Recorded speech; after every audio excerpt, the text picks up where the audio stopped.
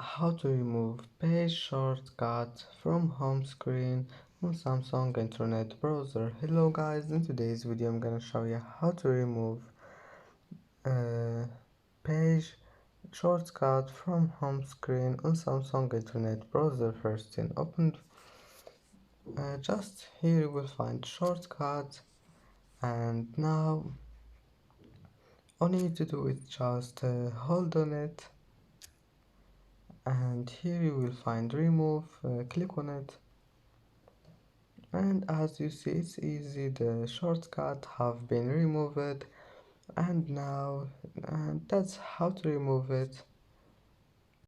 And that's it for today's video. If you like this video, don't forget like and subscribe, and thank you for watching this video until the end, and see you in the next video.